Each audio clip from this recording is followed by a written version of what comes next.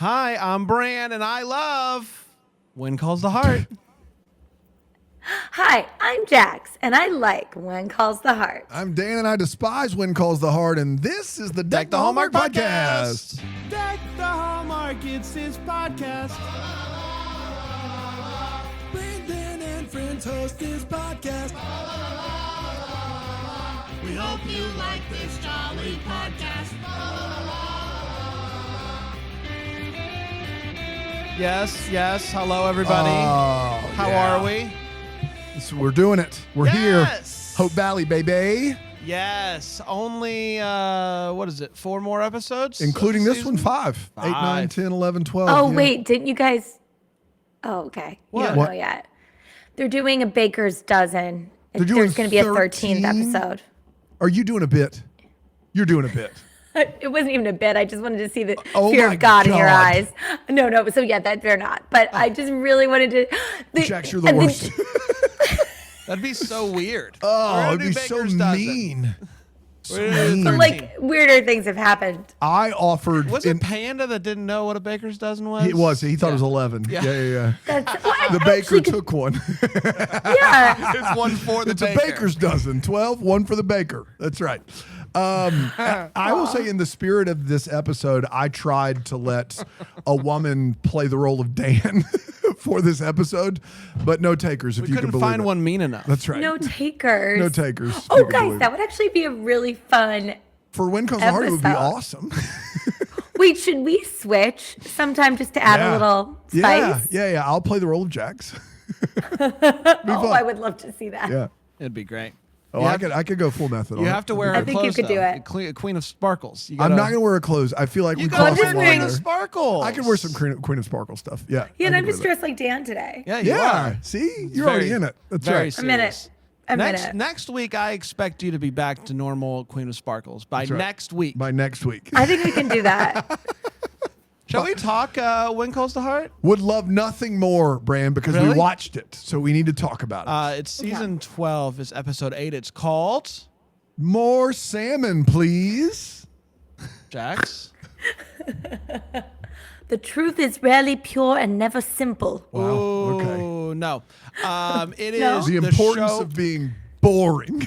That's good. It's the show must go on. The show must go on. That's Oh, what- that's actually, yeah. All it's right. not bad. It's not Okay. bad. And I went a little something like One of their better titles, this. really. Elizabeth is about to go on the Rosemary podcast to talk about her new Rosemary and anti-vaxxer, if you Yes. can believe it. Oh my gosh, it's crazy. Just kidding. And gonna go on the show and talk about her curriculum. But she's gonna be going up against a school administrator. You know, because they always have to have like an opposing It's person. a superintendent, I believe, yeah, of the school system. The school admin is very skeptical of this curriculum, and basically is like, this curriculum couldn't serve anything larger than a one-room classroom, and this makes Elizabeth very, very upset. She's very sad by how this goes. The next day, Randall Rockwell's brother comes to town with bad news. Rosemary's radio show is being beat in the ratings by the Moo Minute. It's a tough break. Moo Minute. He says that they need to figure something out ASAP, or else this isn't going to work out. So she decides that she is going to move her play to the radio tomorrow. It's a radio drama. Radio drama. The Cattlemen's Council meets to hear Allie out about the salmon situation. Yes. But they, like Dan, are not interested. One fella in particular is very much against any changes, and Allie recognizes his boots as the guy in the woods who was pulling Who a blocked tree. their way. Yeah, doing a whole thing. She is saddened by the politics of it all. Same, girl. Same. Nathan and Bill interview Edie about her uncle, who may or may not have been associated with the Garrison gang. With the Garrison gang. She knows nothing about it. The cast is very excited about the switch to radio, but all the boys get sick. What are we to do? girls trip to the radio. The ladies are going to play every role. It is monumental. It is a game changer. It is a big deal. The play is a smash success. Elizabeth then gets some letters of encouragement from teachers who are pro project-based learning. They are seeing the results. They're on board with group projects? They love it. Unbelievable. She shows these letters to Fiona, who is very encouraged. Maybe she doesn't need a man after all. Maybe she can do good without man. Edie tells Lucas the truth about the Cattlemen's Council and how they all are in debt to the big bad guy, so they can't vote against Nothing him, they can do. or else he's going to make them pay on Call that the note. debt. It's That's a whole right. thing. Yeah. Elizabeth goes back on the radio to read letters that are, the good ones, and talk more about unique ways that you can teach, and the people love it. And that, my friends, was When Calls the Heart, Season 12, Episode 8, The Show Must Go On. We did it. We did do it. Let's do this. Let's take a quick break. We'll come back and we will let's break this episode down. Sounds like a great plan. Here on Deck the Hallmark.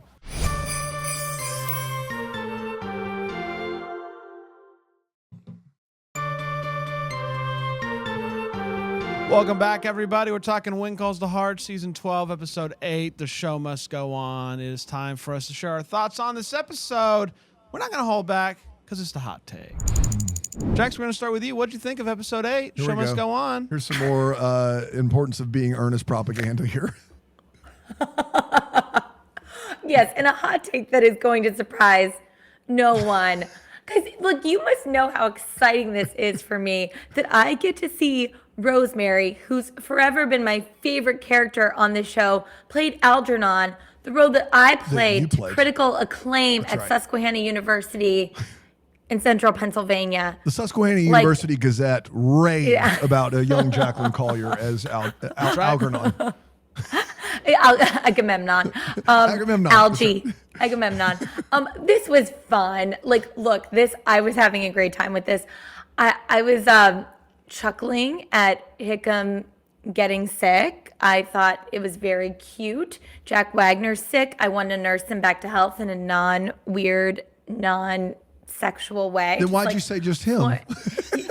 It's weird that you want to nurse just him back to health if it's not weird and not sexual. Him and Jack Wagner, both of them, Ben and Jack. Yeah. I guess Kevin Smith is on his own. Lovely man, though. Lovely man. But don't want to nurse him back to health in any way. Not really. Got Not really. Got it. Fantastic actor and wonderful person. But I will say, yes, this episode was a lot of fun for me. Yes, is the salmon plotline still boring? Sure. Yeah. The content of that is boring as far as what they are talking about, but I love seeing Allie get after it. This was an episode about female empowerment, and anyone who doesn't like it, I would say they're anti-feminist. They don't respect women. What did you guys think of it? Yeah, I loved it. And I want that on the record. But here are some other thoughts about the episode. Much of it did bore me. We are at that part of the season where Called all of it. where I begin to look ahead at the end. What have we done with ourselves? And think it's close, but also So isn't far here away. yet. And so, yes, I'm happy that the play happened and that they had fun on the radio. I think that's fun. As somebody who played radio a lot as a kid, Yeah, this same. is, inspirational. And, I personally would have liked to hear more of the debate at the beginning of the episode. I thought that was fun. Maybe it's just fun to see, Elizabeth, get it handed to her and just be like, "Hey, you don't know Jack." I think that's kind of fun. You don't know Jack. Nicely you done. Don't know Jack. You don't know baby Jack. Never around. And yeah, I was a little bit confused about Randall Rockwell's brother and the Moon Minute and all that. But nevertheless, an episode that happened, and yay for the women. Yay, feminism. We love it. We love it, Jax. You see? Was that good? That was really good. Thanks. Dan? Okay, so after Jax's hot take, we have to do a little bit of foundational work here. The through line of the episode that female empowerment takes many different shapes and forms is a great through line. Whether that is women can do whatever men can do, play any part in a radio program, go off to get married, to create change, even if though they don't want to. That's just as much of a hero as the woman who decides to play the man's role, or Allie taking a big step to speak her mind, even though she's a teenage girl. The through line of that is great. This episode freaking sucks. It is terrible. I love the through line. I wish it was in any package that had any interest whatsoever. The two worst storylines for me of this season have been Salmon and Play. That is pretty much all we do, with a dash of Elizabeth and educational philosophy that's decades ahead of her time. So I love the through line. This is the worst episode of the season because I wanted to throw something at the television screen. I did look at Brandon and say, maybe next year is our finale. Maybe the season 13 is our finale, even if it is not the show's finale. So I love the fact that When Calls the Heart is doing something which is counterintuitive to the time period, which is women can do whatever they want to do in 1920. Now, there was a few women that questioned social norms called flappers, and that was a great movement for women's liberation eventually that we're still working on, right? But the idea that When Calls the Heart wants to be a show that is conservative and is school is important and all this stuff, it's just doing whatever it wants to do in the best possible way. But this is still boring as Hades, and I did not like it one single bit. Sorry. Dan, you set that up really. I did the best I could because that was amazing. Well, I think that if there are times in this show where I think the plot line is more interesting, and I think if we could marry the ideas of this one with the plot and the engagement of some of the other ones, I think we might have something. And that said, last week was the best episode of the season. So and last week is very much just, Elizabeth in a fancy flapper era dress, dance. So it's, you know what I mean? Like I wish we could marry some of these things together. But if you think for a second that we care about, I had somebody email me this week, and I just was fantastic email that just said, the salmon plot line is the most interesting thing to happen on When Calls the Heart since Hamilton. And I was just like, they said it dead serious, and it made me laugh really hard because it's like, yeah, the salmon plot line is all-time bad territory. It's all-time bad because it is, I believe, the major through line of this season. But for some people that it works. Who? That person. No, they were joking. Oh. They did it as a bit. They were joking. I thought you said they were being serious. They said it seriously. They were like, come on, Dan, get it together. And then they were like, they were doing it as a bit. I've not heard anyone that's like, I need more salmon plot line. Even I think Jax would say salmon plot line. Let us know if maybe the salmon is calling your heart. Hello@DayToHomer.com. The salmon is calling. I don't know. Brandon, I love you. We're 12 seasons in. I have to imagine that the show knows what their fans want, and they're gonna give it to them in salmon. And I'm gonna be honest with you guys. I am bored by that plot line, not by Allie being an activist, but by that plot line. That if you were to ask me what the problem is with the salmon, I actually couldn't tell you, because every time they actually start talking about salmon, I actually don't know what the problem is. They're okay, but the bears aren't okay. I don't actually know. But I think the salmon are dying because their migration pattern has been changed by moving cattle onto the land. Okay, so they're dying. The water's too warm for them now because of the cow manure, or something of that. Yeah, like that's my sad understanding. Then. Yeah, but sad. The You're poor right. salmon, they're not going to make it in Canada. Look, I'm not saying it's not sad. I'm saying it's not interesting. That's what I'm saying. Yes. And also, and I don't give this show credit ever, but to the show's credit, when you're dealing with an era of history, you have one or two choices. You actually show the actual terribleness of it. We have this idea that America was once amazing and there was problems in every era. So you either show how terrible it is, or you deal in a utopian version of that, and you show what could have been had we known better. And so I would rather, for When Calls the Heart, I would much rather see the version is utopia. The problem Yeah. is where they dip into the other side of it. So I don't want to see them going, actually, most girls weren't allowed to go to school in rural areas of the country. There would have been no reason for them to go to school. And even when schools started to become mandatory, that was mainly for boys. And if it was a farm community, half the boys went, most of the girls didn't. I would much rather them do this version of the show. I want to be very clear in saying that. And so I can't complain that they are doing this version. I don't need, a gritty 2-hour Oscar bait movie about the plight of girls not getting a chance to go to school in the 1910s and 20s. I know that. I don't Although need that sounds beautiful. Listen, it's important, but it's not what When Calls the Heart does. And in fact, I'm pretty sure the author of When Calls the Heart probably harkens to the time like it's better. So I do appreciate the fact that the showrunners now are showing you what it could have been. Maybe we'd actually have the gumption to have a female president now if women were treated with the respect and opportunity that When Calls the Heart portrays in the 1920s. So I'm not mad about that. Amen. I just want it to not be salmon. That's all. That's it. Just do better. Beggars can't be choosers, Dan. Yeah. It's time for all the feels. This is where we talk about what in this episode gave us feels. Jax. I've already talked about how much I love the play, so of course, What play? all of that in my feels. The importance of being earnest. Nailed it.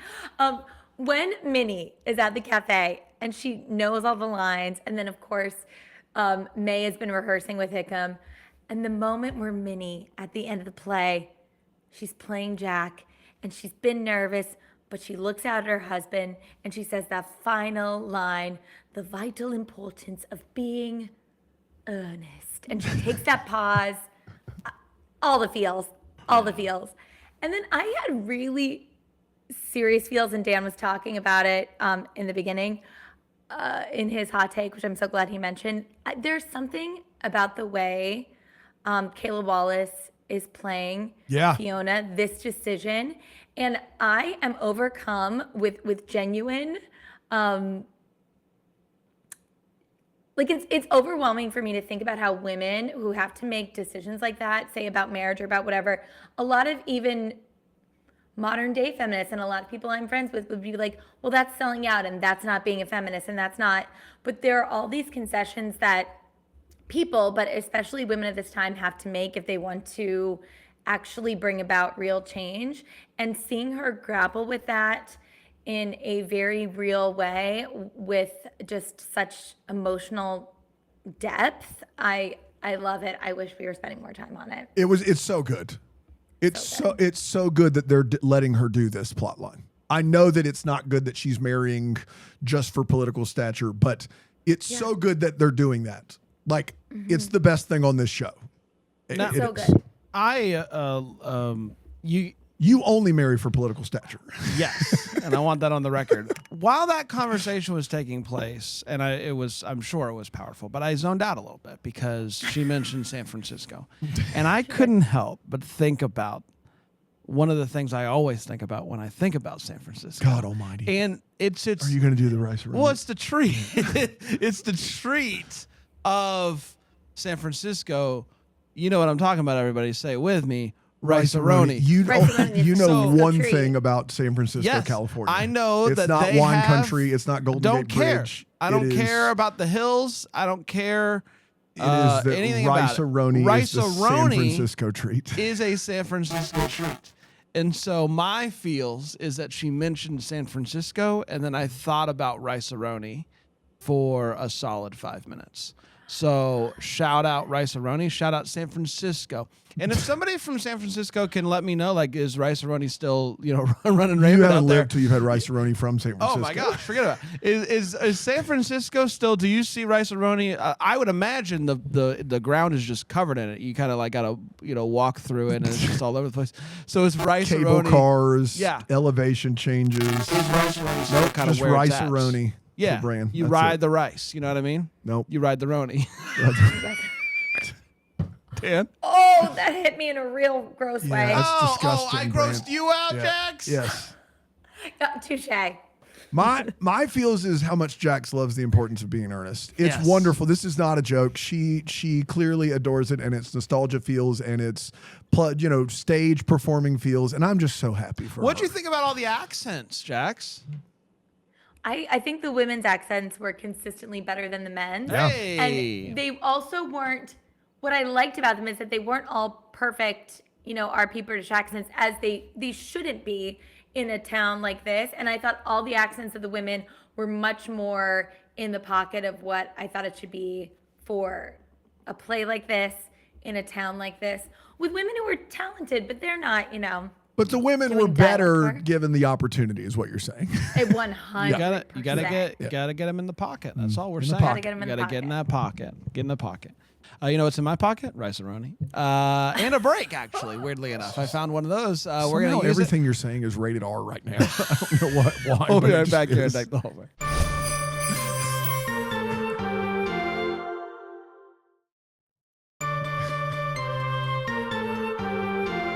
Rice-A-Roni. Take it, Jax. San Francisco treat. That's right. Yeah. Just wanted to I see. can't stop thinking about you saying ride the Roni. Ride the Roni. Ride the That's Roni, Lindsay, bro. right? Ride the Roni. Whoop-a! It's time for Wait What? It's where we talk about. Cool. Well, it's like you remember that video of the guy talking about waves, and he's like, "You get the barrel and you whoop-a!" I don't. Oh, that's a classic, Yeah. bro. You'd love it. We'll watch it after this. Cool. Let's get to the Wait What. It's where we talk about what in this episode made us go Wait What, Jax. This is more of a question for you guys, and I'm thinking now that Faith and Fiona, there is nothing romantic. Or Correct. There, yeah, it's just friendship, which is fine. I think I was really, and look, we all see, we want to see what I love, like a sapphic love story on When Calls Art. Absolutely. Do I think it's gonna happen? No, but do I think that maybe they would do a little queer baiting for me? Sure. Like, why not? the I know least that's they can not. do. It's the least they can do. We know queer baiting is awful and inappropriate, but also like we'll take what we can get.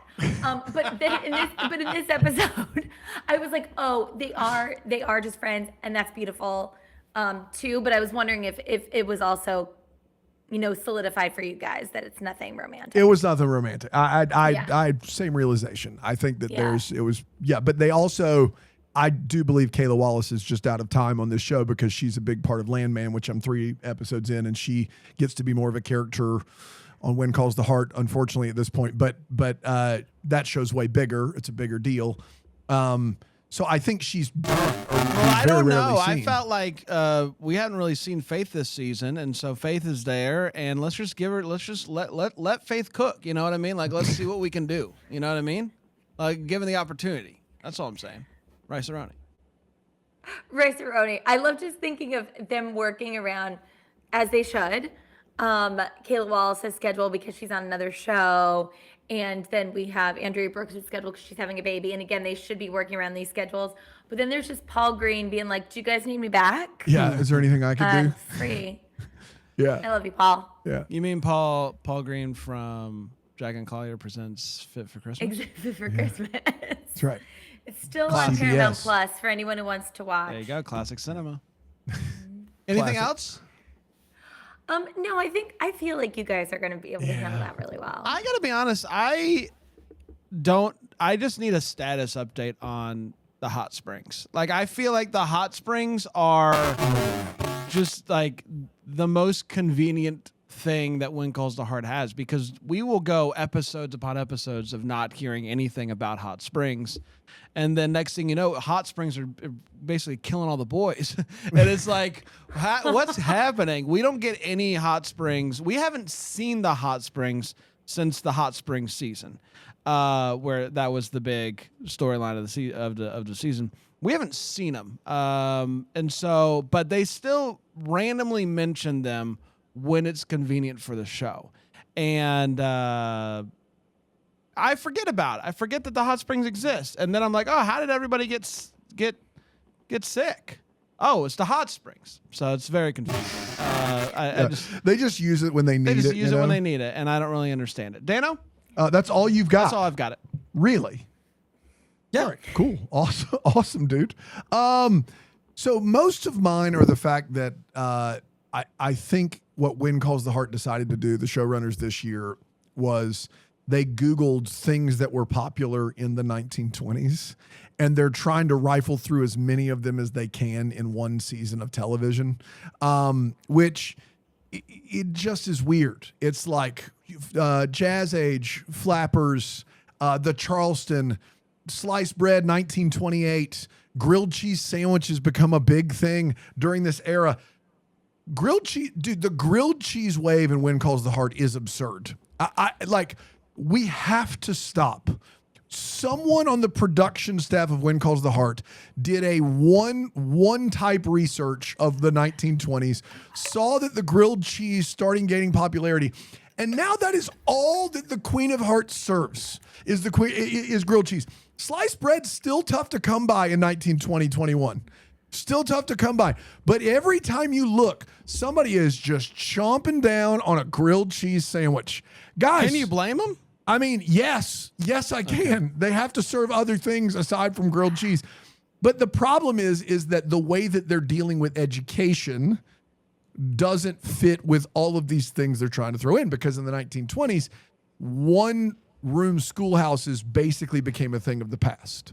So the problem is that Aaron Krako's character Elizabeth is butting heads with the superintendent on her project-based learning curriculum, and the superintendent's like, hey, we can't replicate this for what schools are going to be. Guys, the superintendent is right. She's right. Elizabeth is wrong. What she's doing in project-based learning is way ahead of its time, but how she's doing it is antiquated. It is an old way of doing things. Did you know, history lesson, fun fact time, did you know that universal education was considered a radical idea by education philosophers and education proponents in the early 1900s? People thought it was crazy that the state and the government would fund free education. And turns out, really great thing. And when they did it, having classrooms designated for specific ages and demographics made things more complicated, but a lot more holistic and a lot more fruitful for the educational process. The idea that you're going to push project-based learning in a school hall / church like Little House on the Prairie is dumb. It's dumb. You're wrong. It's not how to educate children ages 5 to 18. That's not how you do that. And so the problem is like, When Calls the Heart is so desperate to be like, we're doing women's lib and feminism. We're doing Flappers and Jazz Age and Charleston and dancing. You can't just decide that Elizabeth is going to simultaneously be on the cutting edge of education and also dig her heels in on her one-room schoolhouse for all ages. You can't do it. It isn't progressive. Everything else you're doing is from the progressive age. That's not progressive. You got to pick and choose your battles, and they picked and they chose wrongly there, Brand. That's all I'm saying. They pick and chose. You guys have anything to add there, or were you just cool listening? I was cool. I've learned so much today. Thank you, buddy. But if there was a more interactive way for me to have learned that information. If I could have said, like, Jax and Brand, you guys are in a group together. Go research the 1920s. Also, Jax and I would just go and play hopscotch. We would not That's right. do that such assignment. a good time, oh Brand. my gosh, can you imagine? Yeah, it would be the best. Dr. Faith thinks Hickam being sick is hilarious. Either that or Andrea Brooks is breaking during the take, because when she reveals Hickam to be sick to Rosemary, the director, she has a smile on her face like she is the Joker. She is either Andrea Brooks did not know the take included her face, or Dr. Faith thinks it is hilarious that there is a sickness plaguing all the men who went to the hot springs. It's one of the other. I think my girl knows what a man cold looks like. She's like, LOL. They're sick. They're sick. They're sick. They did it. They have a little bit of a problem here. They're going to be incapacitated for days. And lastly, we have to talk about the Moo Minute. The Moo Minute. what the F, man? But basically, Rosemary has a radio show that lasts an hour. And we hear that there is a show called The Moo Minute. The Moo Minute. That is later clarified two ways. One, it also lasts an hour, not a minute. And two, consists of just animal sounds. So, for an hour straight, there are actual animals making sounds. And that is listened to by more people than Rosemary's radio program that was a smashing success when she started it. Who started the Moo Minute? How do they bring those animals in? Is it a game show? Is it a trivia? Or is it just the soothing sounds of animals? Is it just like this week on the Moo Minute is a chicken? Chicken of the week, actually, is where... For an hour straight. Can you imagine? What is it? An hour straight of chicken of the week? Why are people listening? I have so many questions about the Moo Minute. I need to know. I need to know. I need answers right now. That's all I got, Brandon.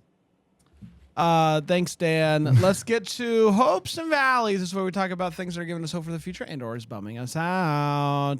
Jax. Yeah, I'm hopeful for some more Edie Lucas interactions. Where's that going to go? Bumming me out. Are we, what's going on with Ava? Like, she had a stunning performance as Gwendolyn in The Importance of Being Earnest. Does she just live here now? Are we going to find out what's going on? Is it going to be payoff? Like, what's happening? No show has tried less to stoke the fires of a mystery than Ava on When Calls the Heart. It is truly baffling to me that they're not stoking the flames of that mystery. You're exactly right. It's nothing.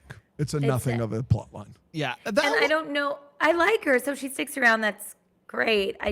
I'm not sure what they're doing there. Yeah. Same. To that point, that was one of my valley, if you will, is we have these mysteries this season that I can't figure out if they're like all connected or if they're their own thing that they're not giving enough time to.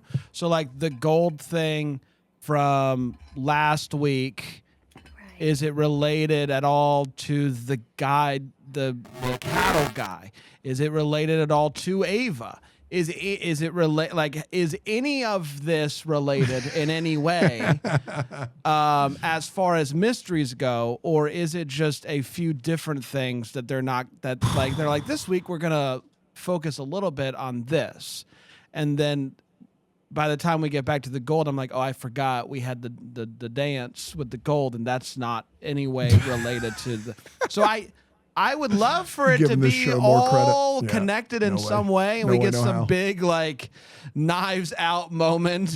Oh my gosh! Where Bill's here's how it happened. Oh, I would love that. But oh my gosh! That's how you know it's not happening. Yes. My concern is that it's not, and that they're all just it's all just disconnected storylines that they're not giving enough time to. So we'll see. Yeah. My valley, and we've talked about this before, but it's just getting out of hand. My valley is the fact that this show has no idea what to do with Henry Gowan. He is in one scene again this week, and it's just him talking to Allie and Ollie about salmon. Allie and Ollie. Why? Because I guess they needed to fill his quota, or he was around and they were like, Martin, we need somebody. Here are your pages, Martin. And he just came in and I don't know. Marty. The most interesting character on the show is consistently doing nothing. And he's taking a paycheck. And so I don't know if Marty's happy about that or not. But I think he gets paid the same regardless of how much he's in the show. So pretty easy work day. I mean, he literally talks to Allie and Ollie, and that is it. One scene a week. Last week it was with Rev Camfield. It doesn't matter. It doesn't matter. What he does has no bearing on the show, and that's sad for us, but I hope he wakes up laughing. I hope he wakes up going, what do you do for a living? Well, you know what I do is I act for 30 seconds 10 times a year, and I get this check. This is the check I get. Because It's the best character, and they're doing nothing. Best character on television. It's let's not say that, but it's a great character. I said it. We did, everybody. Congratulations to us. Nope, It's time for the What's Calling My Heart. I was getting there. Oh, I thought you said, okay. Gosh. I thought you were about to wind up for the Merry Christmas. When you say we did it, everybody, that's the end of the episode. That's the end of the recap. All right. Okay. I think we have a lot of tape that would suggest otherwise, but that's okay. Whatever you say, You Dan. can tell us what's calling your heart by emailing us hello@deckthehallmark.com. This week's email is from Jessica Trinidad. Hello, Jax, Dan, and Bran. Thank you for the countless laughs during your When Calls the Heart episodes. What's calling my heart is my 85-year-old mom. She's the most brilliant person I've ever known. My sister calls her Google before there was Google. Whenever we didn't know something, we always knew that Mom would have the answer. It was just a question of whether we wanted to hear the entire report on the topic or not. She taught middle school history and Spanish for over 30 years. She is as güera, Anglo, not Latina, as they come, and yet she learned to speak Spanish perfectly, earning her BA and master's degrees, specializing in Spanish literature. That's pretty BA. She is a voracious reader, loves all things biography, history, and historical fiction mysteries. She also taught us the importance of doing the right thing at all times, no matter what, and being kind and polite works to not burn bridges. Shortly before Christmas, Mom fell and broke her leg. She needed surgery immediately, and then she needed to spend time in a rehab nursing home to get physical therapy. My mom spent 7 weeks there. She has always been incredibly brave and hardworking, and so it is no surprise that she has been diligent at her PT, and naturally she passed the time listening to history podcasts and reading a biography of Genghis Khan. Mom is home now and continues on her recovery path. I adore her, I admire her, and I am incredibly proud of the fact, even at age 85, she is still open to working hard to grow and improve. May we all be like Heather, the most brilliant, beautiful, bravest person I know. Much love, Jessica Trinidad. Jessica. Email of the year. That is beautiful. Number one, I hope you share that with your mom. Heather, you sound like an incredible woman. I love your daughter. You raised an amazing daughter. That's very, very sweet. Amazing email. We love it. Thanks, Jessica, for writing it. hello@deckthehallmark.com. If you would like to send in your own What's Calling My Heart email, we'd love to get it. A reminder, you can watch this show and When Calls the Heart as well on Philo, philo.tv/DTH. We would love for you to join us over there. A lot of fun to get to watch the show. It is. Each and every week. It's not this show we're talking about necessarily, but to watch us talk about it, I think is a good time. Yeah, of course. We'll be back next time with another one. Until then, maybe the first to wish you a Merry Christmas! Deck the Hallmark's a Bramble Jam podcast is produced by Aaron Shea. For more information on Deck the Hallmark, you can go to deckthehallmark.com. For more information on the Deck the Hallmark family, you can go to bramblejamplus.com. Deck the Hallmark is presented by Philo TV. For a free trial of Philo, go to philo.tv/DTH.